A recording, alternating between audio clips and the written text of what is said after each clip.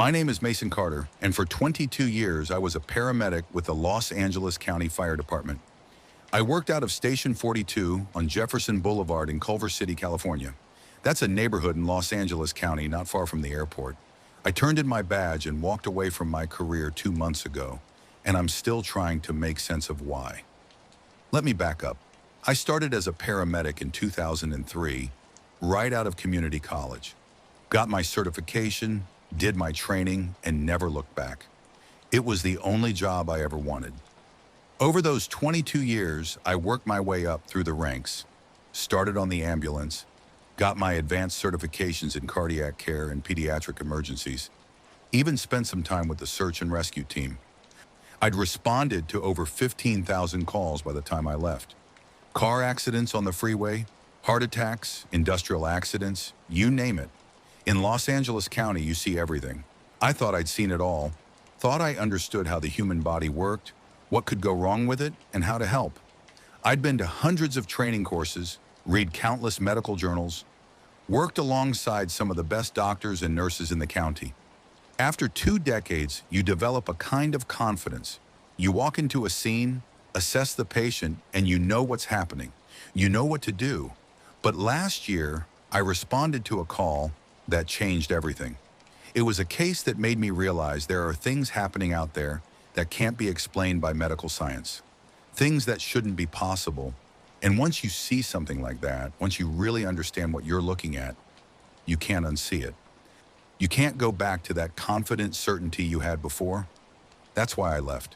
After 22 years of service, with my pension just 3 years away, I walked away from the only career I'd ever known. And I'm about to tell you why. Station 42 is what we call a busy house. That means we run a lot of calls, sometimes 30 or more in a 24-hour shift. The station houses a fire engine, a ladder truck, and our ambulance, which we called Rescue 42. Our district covered everything from nice residential neighborhoods to industrial areas near the freeway, so we saw all kinds of emergencies. The day that changed my life was March 19th, 2024. It was a Thursday, and I remember that detail because Thursdays were always our busiest days for medical calls. People would run out of their medications midweek or put off going to the doctor until things got bad.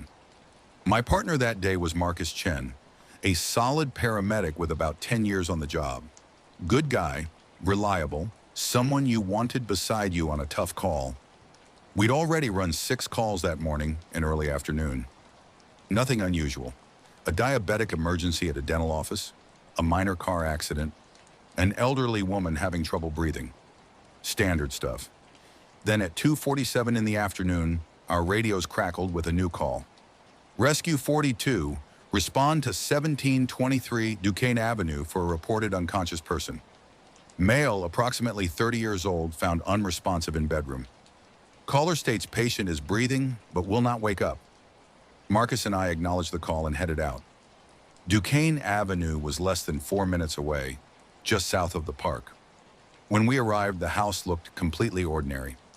Single story, probably built in the 1920s, with a small front yard. Nothing that would make you think twice. A young woman met us at the door before we could knock. Her name was Sophia Turner, and she was clearly upset but holding it together. "He's in the back bedroom," she said, leading us down a narrow hallway. "I came home from work about 20 minutes ago and found him like this. He was supposed to be at his job today, but his car is still in the driveway." The bedroom was small with a bed, a dresser, and some clothes on the floor. Our patient was lying on his back on the bed, fully dressed in jeans and a t-shirt. His eyes were closed, and he was breathing slowly and steadily. He looked like he was sleeping. His name was Ethan Whitman, Sophia's roommate for the past 2 years. I immediately started my assessment, which is the step-by-step process we use to figure out what's wrong with a patient. I called his name loudly. "Ethan! Ethan, can you hear me?" No response. I pressed my knuckles firmly into his chest bone, which is painful enough to wake almost anyone. Still nothing. But here's what was strange. All of his vital signs were completely normal. His pulse was steady at 68 beats per minute. His blood pressure was 122/78, which is textbook perfect. His breathing was regular, about 8 breaths per minute. When I checked his eyes with my pen light, his pupils reacted normally, getting smaller when the light hit them. His skin color was good, not pale or blue. Everything about him said healthy sleeping person, except he wouldn't wake up. I asked Sophia if Ethan had any medical problems, any medications, if he used drugs or drank heavily. She said no to everything, said he was healthy, went running, ate well. She'd never seen him sick. Marcus hooked Ethan up to our heart monitor and ran an EKG, which is a test that shows your heart's electrical activity. The printout looked perfect. Normal rhythm, no signs of a heart attack or any other problem. I did a complete neurological exam, checking his reflexes, his muscle tone, his response to pain. Everything was normal except for one thing. He would not wake up. We'd been there about 5 minutes when something happened that made the hair on the back of my neck stand up. Ethan's right hand moved. Not a twitch, not a spasm, but a deliberate movement. His index finger extended and started tracing something on the bedsheet. I watched, thinking maybe it was some kind of seizure activity, but then I realized what he was doing. He was writing letters. HELPME. Marcus, are you seeing this? I said quietly. Yeah, what the hell is that? I tried again to wake Ethan, squeezing his shoulder hard, calling his name. Nothing. His hand went limp again, and his eyes stayed closed. His breathing never changed. It was like those 10 seconds had never happened. We need to get him to the hospital, I told Marcus. Something's very wrong here. We loaded Ethan onto our stretcher and wheeled him out to the ambulance. Sophia said she'd follow us in her car to Centinela Hospital, which was about 7 minutes away. During the transport, I started an IV line in Ethan's arm and drew blood samples for the hospital lab. I gave him a medication called Narcan, which reverses overdoses from pain medications, thinking maybe he'd taken something without Sophia's knowledge. It didn't change anything. Then at exactly 3:04 in the afternoon, something happened that I still can't explain. Ethan's eyes opened. Not gradually, like someone waking up from sleep, but instantly, like a light switch flipping on, and he was looking right at me with an expression of absolute terror. His mouth opened, and he spoke in a whisper I could barely hear over the rumble of the ambulance engine. It's not sleep, he said. I'm awake in here. I'm always awake in here. Then his eyes closed again, and he was gone. Back to that same unresponsive state. His heart rate didn't change. His blood pressure didn't change. It was as if those few seconds had never happened, except I'd heard them. I'd seen that look in his eyes. Did you hear that? I called up to Marcus, who was driving. Hear what?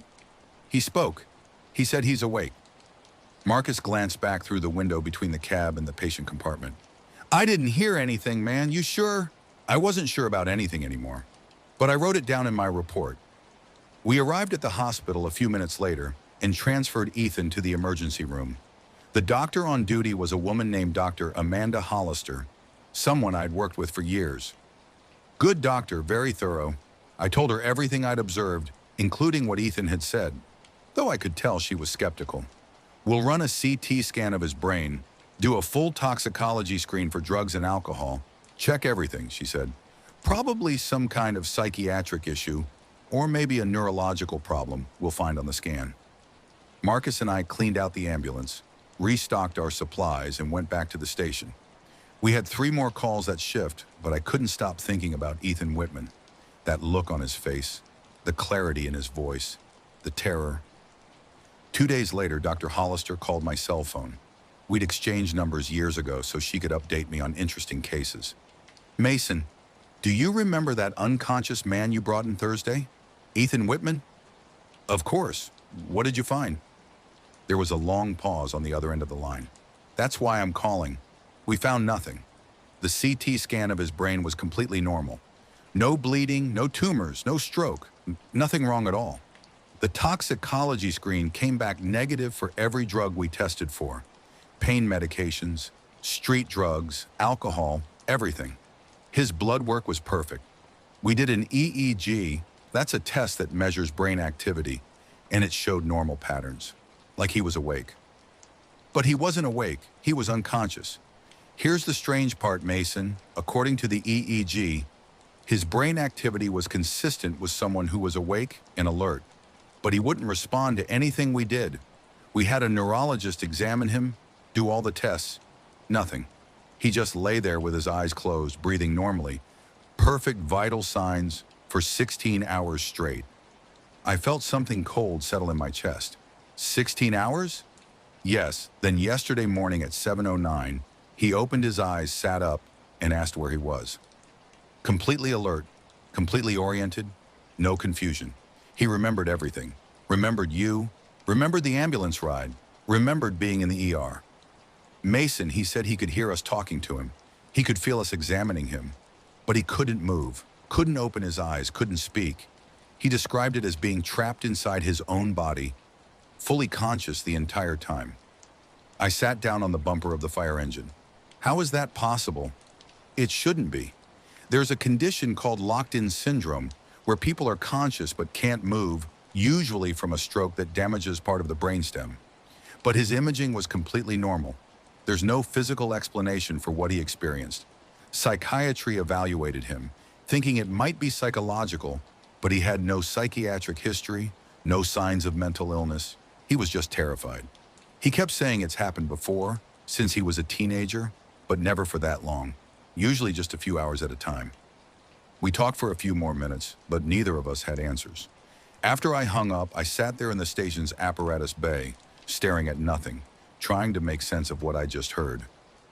In 22 years as a paramedic, I'd never encountered anything like this. A patient with a normal brain scan, normal blood work, normal everything, who was somehow fully conscious and aware while appearing completely unconscious to everyone around him. It went against everything I'd been taught about how the brain works, how consciousness works. But I had other calls to run, other patients to help. I filed it away in my mind as a strange medical case and moved on with my job, until 3 months later. On June 11th, we were dispatched at 9:23 in the evening to a residence on Sawtell Boulevard for an unconscious woman. I was working with a different partner that night, a newer paramedic named Julie Restrepo.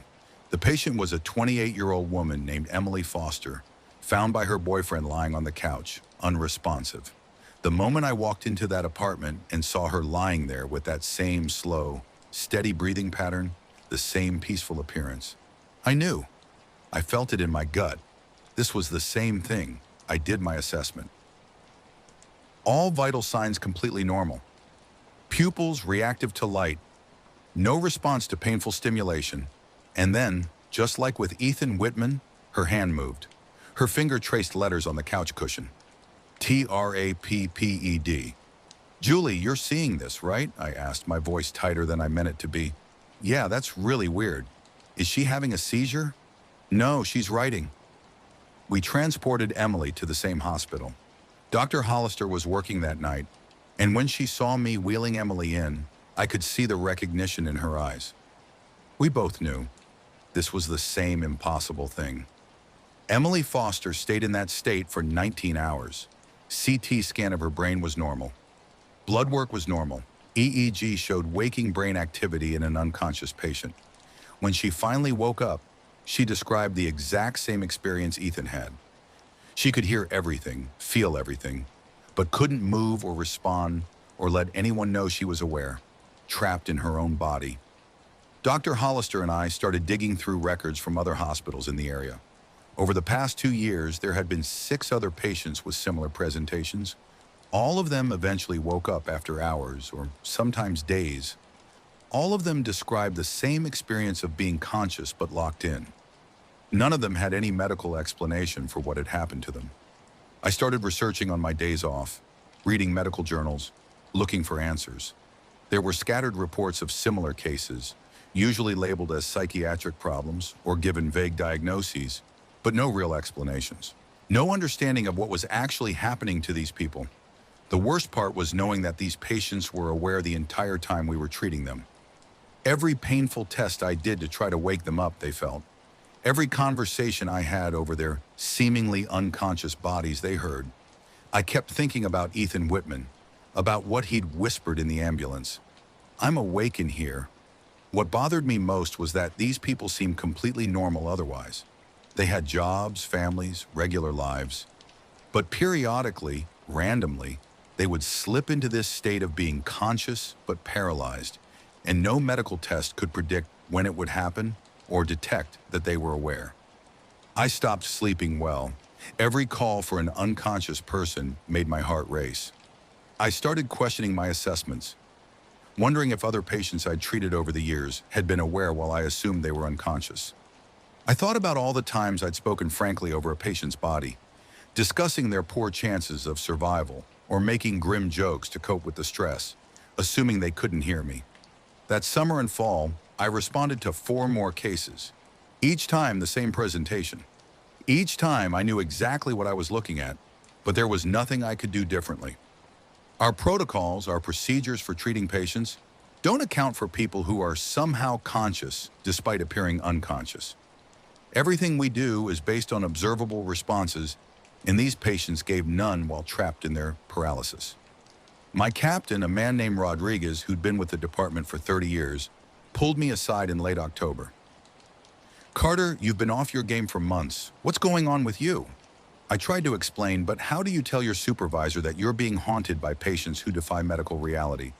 That you're losing faith in your ability to help people because you've discovered a condition that shouldn't exist according to everything you were taught? The final call came on November 2nd. The patient was a 17-year-old boy named Nathan Park, found unresponsive in his bedroom by his mother. Same presentation as all the others. Same normal vital signs. Same traced letters on the sheet spelling out HELP. But Nathan stayed in that state for 36 hours before waking up. 36 hours of being fully conscious and aware, but unable to move or speak or let anyone know. When he finally came out of it, he was so traumatized he could barely talk about what he'd experienced. I went home after that shift and didn't go back. I called in sick for 3 days, then requested a meeting with the battalion chief. I didn't officially resign at first, just took a leave of absence. But I knew I was done. I'd lost the certainty that had made me good at my job, the confidence that I could assess a patient and understand what was happening to them. How many patients had I treated over 22 years who were actually aware but trapped, unable to respond? How many times had I performed painful procedures on someone who was conscious but couldn't tell me? How many times had I made the wrong assumption because what I was seeing didn't match what was actually happening inside the patient's mind? The worst part is knowing they're still out there. Ethan Whitman, Emily Foster, Nathan Park, and however many others exist with this condition that medical science can't explain or even properly identify. They live normal lives until suddenly, without warning, they slip into hours or days of conscious paralysis. And when it happens, when someone finds them and calls 911, they're subjected to every painful test and procedure we can think of, all while being fully aware, but unable to signal that awareness. I still have my certifications. My skills are still sharp, but I can't get back in that ambulance knowing what I know now. I can't look at an unconscious patient and trust my assessment anymore, because somewhere out there, right now at this very moment, someone is trapped inside their own body, fully conscious and terrified, while medical professionals assume they're unconscious. And there's no test we can run, no examination we can perform, that will tell us the truth. I made my leave of absence permanent last month, turned in my badge and equipment after 22 years, and sometimes late at night when sleep won't come, I think about them. I wonder if they know others like them exist. I wonder if there's a pattern we're missing, some connection between them. Most of all, I wonder how I spent over 2 decades in emergency medicine thinking I understood consciousness, when all along there were people experiencing something that shouldn't be medically possible. That's what finally drove me away from the career I loved. Not the trauma I'd seen, not the long hours or the emotional weight of losing patients.